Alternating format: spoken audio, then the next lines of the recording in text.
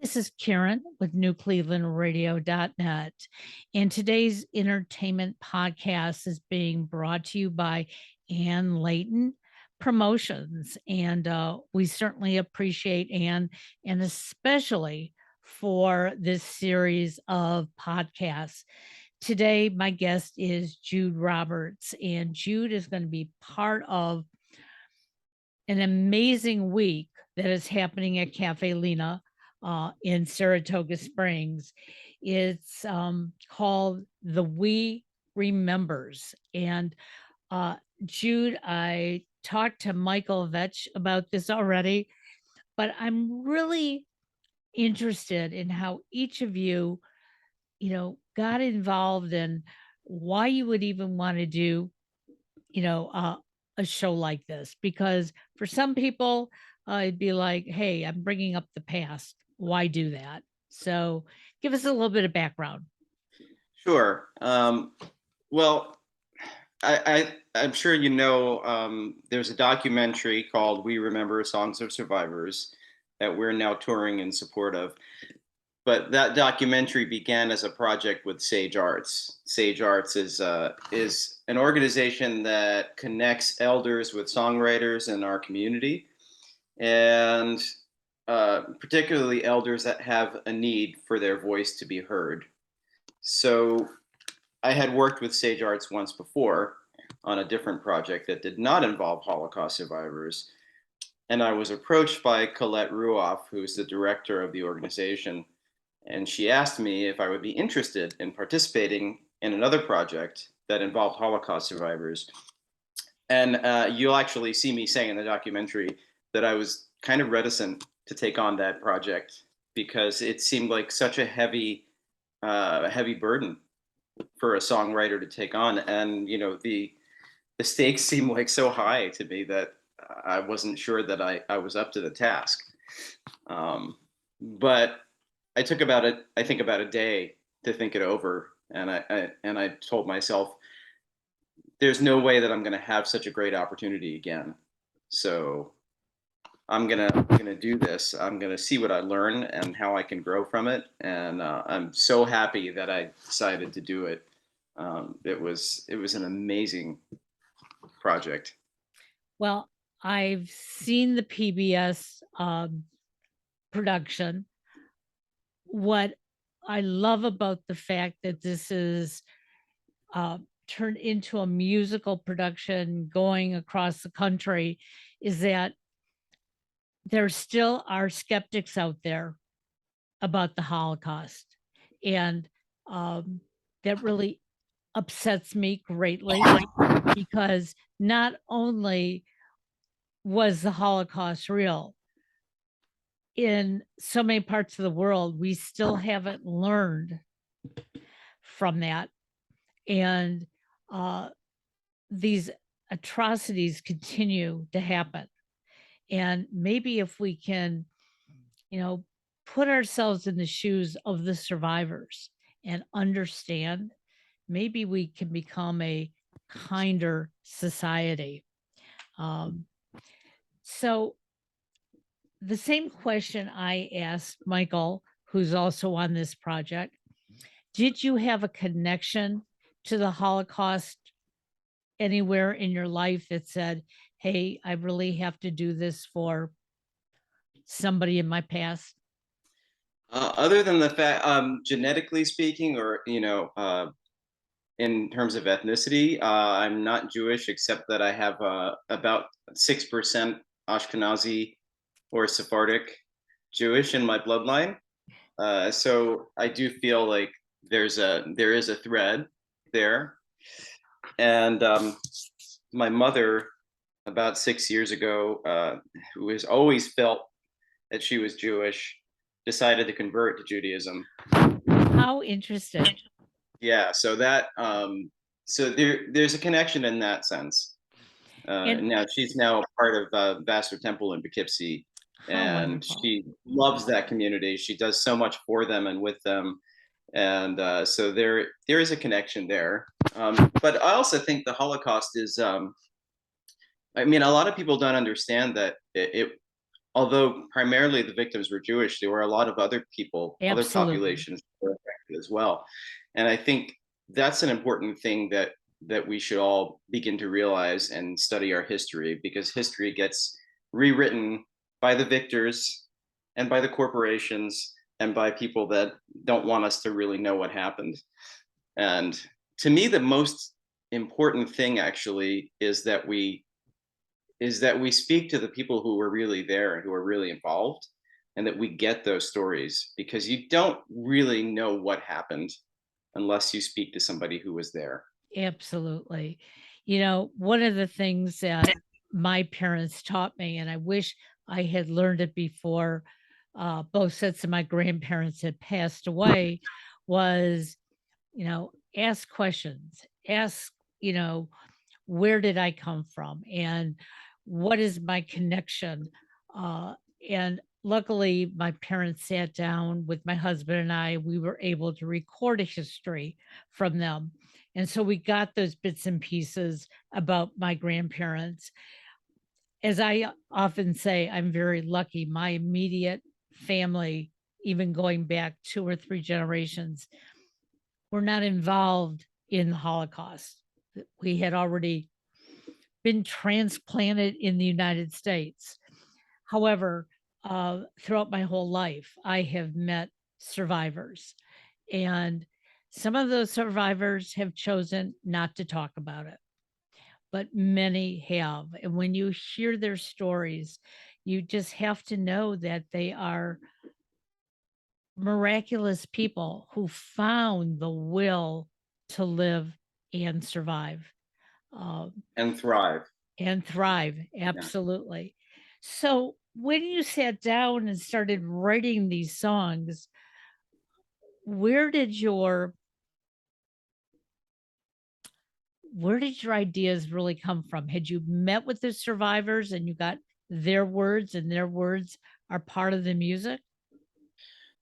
So while there were 7 songwriters, I believe, involved in this cycle, and I don't think I can speak for the other songwriters as far as what their process was, but I can tell you what my process was. Absolutely. Um, but the plan was to meet with your songwriter. Sorry, excuse me. The plan was to meet with the survivor over a number of sessions over the course of several months, and to get to know that person and to practice deep listening. And we were actually trained in we had trauma training to understand how to Wow. listen deeply without triggering.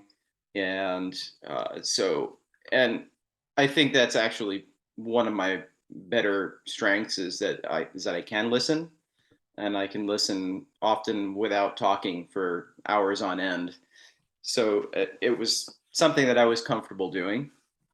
And I just went in, and for the first probably 3 to 4 times that I met with Tommy Wald, I just listened. I let him talk, and I took notes. I took a lot of notes. Occasionally, I would record the conversations on my phone. And then I had pages full of notes, and I looked over what I had, and I thought about, what's the most important. And I thought originally that I would begin with telling the story, try to write a kind of historical document. But that didn't really work out, because as it turned out, I think what Tommy really wanted to say was that his relationship with his wife was the foremost thing in his life, and that he was losing her to dementia. Mm. And that became to me the goal of, I wanted to in some way try to heal that wound. And then the backdrop is the Holocaust, where he's coming from. He's experienced his trauma as an infant. And that kind of colors everything. It's like you see it through a filter. And, as an infant, obviously, as an infant, he didn't really know all the atrocities, but we don't know what how those memories are created. Mhm. And, it's, I just can't imagine it. Last week, I interviewed a woman who um, lived through the Holocaust in Cambodia, and nobody really calls it a Holocaust. But as I listened to her story, she could have been from World War II as well. And when you hear what people do and don't even realize at the time how it's really affecting them, and then years later, it all comes out. Um, so here you are talking to this survivor over numerous sessions, but prior, as you said, you had to get trained how to listen. Yeah. And I'm sure most of us have no concept of what that even means. So, we all think we know how to listen. But what were some of the things that you learned about listening that most of us have no concept for? That's an interesting question. I think in terms of, the training that Jewish Family Services gave to us was particularly focused on being careful not to trigger, being aware of what kind of clothes you were wearing, being aware of what you said, kind of certain words that you might ordinarily use that you shouldn't use. They said, don't bring a German Shepherd with you, things like that. You know, and of course, the situations with the survivors and the circumstances vary greatly. Sure. So you don't always know when and how you're going to trigger somebody, and their families were also involved, and I'm sure that they helped a great deal in letting us know that there might be triggers or not. Right. And so it was mostly about what not to say, as I recall. Um, and just how to be careful and how not to have any expectations of somebody. This is absolutely true with Tommy. you I was not ever going to try to force anything out of him. I was never going to try to push him or get him to go somewhere that he didn't want to go. And as a result, it took me a long time to get to an emotional center for him, but I did. And I remember specifically a conversation. I have it recorded, actually, in which he got really, really emotional and told me that his daughter, who he was living with, told me that she was the best daughter he could possibly hope for, and Oh, that how wonderful. and that was just it was a beautiful moment, because they had been bickering, and they always seemed like they were at loggerheads. And then he just kind of like comes out with this, like, but she's the best daughter I could ever hope for. She takes such great care of me. I'm so grateful. And it's that beautiful moment of gratitude. That is wonderful. Yeah. Now, was his wife a survivor too? Because you talk about she's going through dementia, and so he's trying to, help her. Yeah. No, she was, as far as I remember, was born in New York, and Okay, is not directly a survivor. absolutely. So, some of the things that we don't understand um, about some of the survivors is the fact that some of them, for many, many years, buried the things that went on in the camps. Um, and as we know, did not want to talk about what happened to them.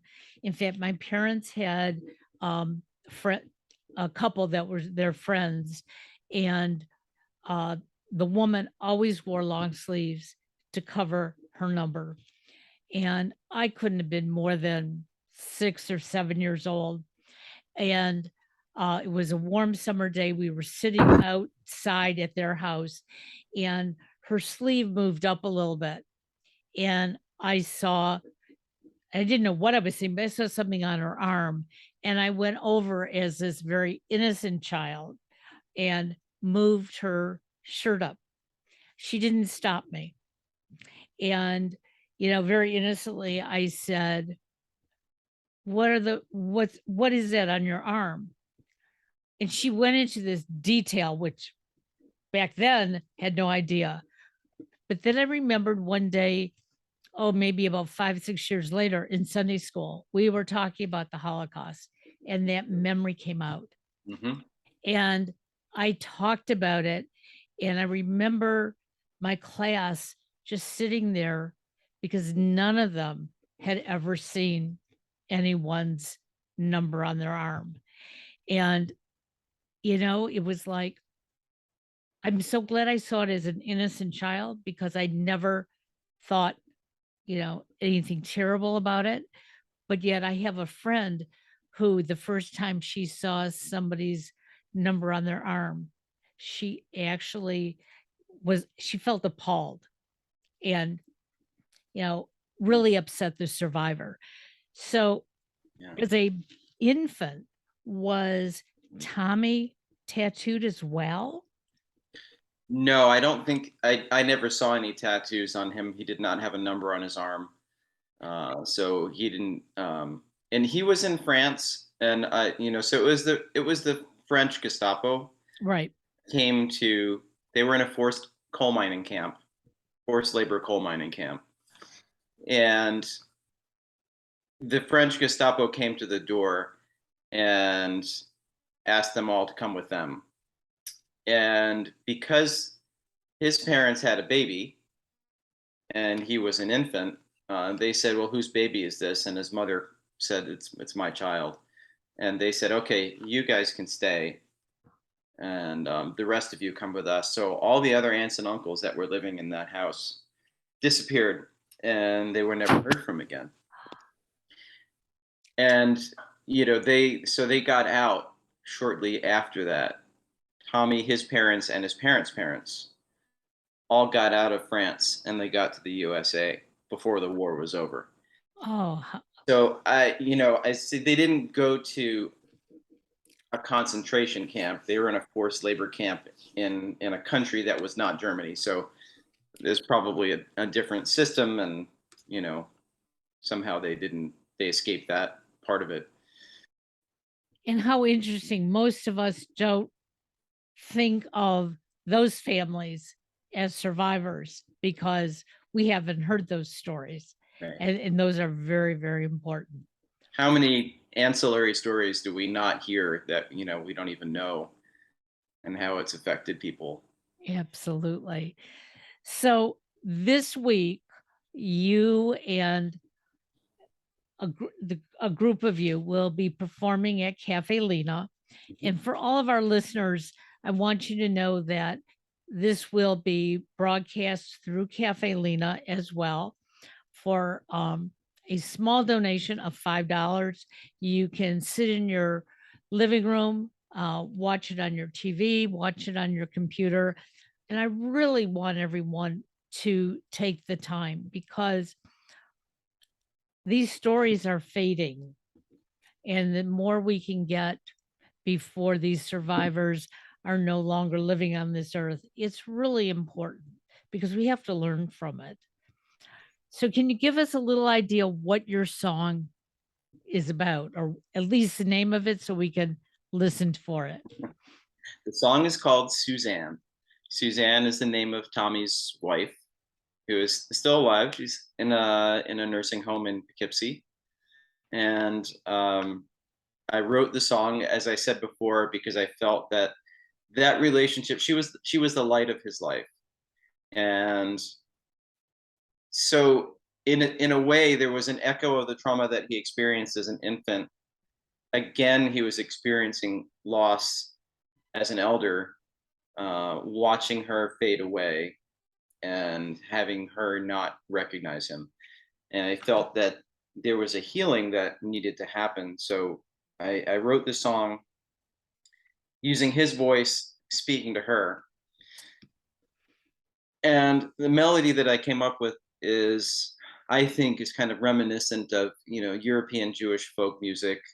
Um, Very melodic, and it starts out in a minor key. It goes to major key in a couple of places.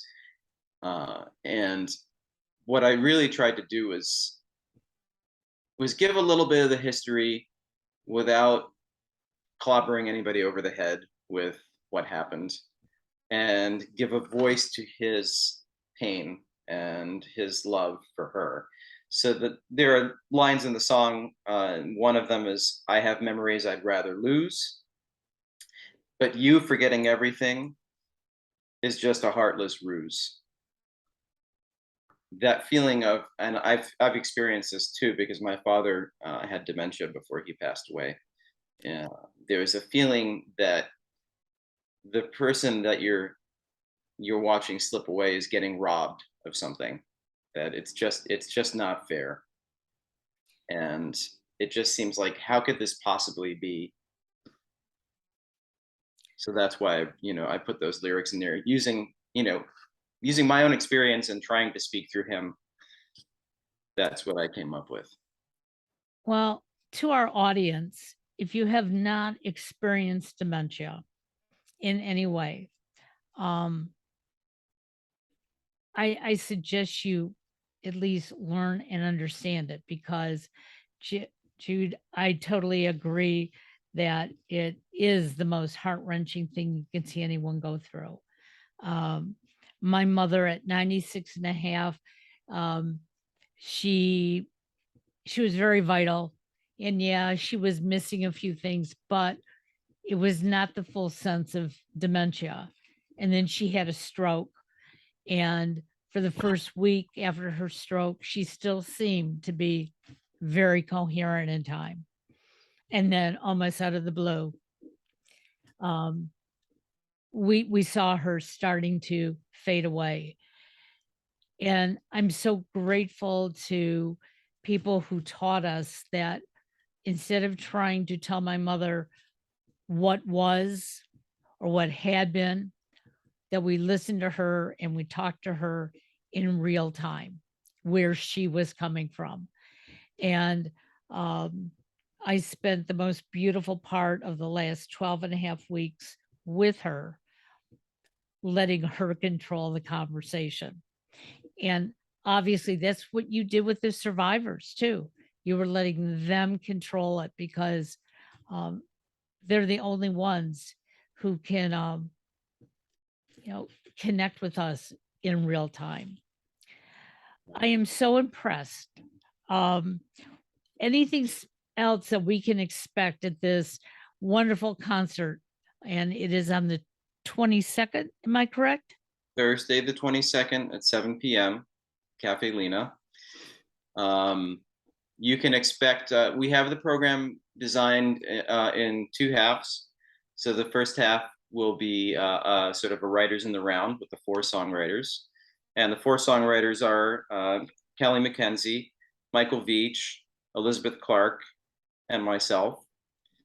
So we're going to do a writers in the round, and each of us are going to play some of our original songs, um, which may or may not be connected to, they're not necessarily survivor songs, but we feel that they're relevant in some way to what's going on. And then the second half, we have video clips prepared from the documentary, which kind of highlight who our survivor was and tell us a little bit about them. They're very short video clips, but they have a lot of information packed into a very small package. And after that, each of us is going to play the song that we wrote with our survivor. And we have worked really, really hard to get these songs exactly where we want them. We're all supporting each other on each other's songs. So I'll be playing bass, for instance, on the other three songs. That is fantastic. Yeah, And it's gonna be a good show. are you going to be touring to other locations with this as well? We plan to take this on the road, and as far as we can get. There's even talk of international distribution with the documentary. So if that works out, maybe we'll go abroad and take it abroad. College campuses, synagogues, anyone that wants to hear the songs and to learn about the documentary and hear these voices of these wonderful people, we're happy to bring that to them. Well, I'm sure going to push this out because I think we all need, whether we're Jewish or not, it doesn't make a difference because we have to stop these atrocities. And like I said, it's time to bring kindness back into our society. And I want to thank the four of you for, putting your heart and soul into such a project. Um, it's got to be, I have to think that this is one of the biggest highlights of all your careers because you're giving back. Absolutely. It still affects me. I'm still processing what happened. I understand. Well, again, thank you for joining us. And again, this is Jude Roberts. And if you go into the show notes, you'll know how to get to the concert. You'll know how to find Jude. And, everybody, let's share some kindness today. I absolutely agree. And I also would like to add that we hope that you'll actually come to the show physically, even though you can see it online. We would love to connect with you physically, and Absolutely. if you're able to get there. Well, and Saratoga is a beautiful place to go visit. So It if is. anybody wants to take a day drive, that's a great place to go. Yes. Have a good day. Thank you very much. Thank you. Bye bye now.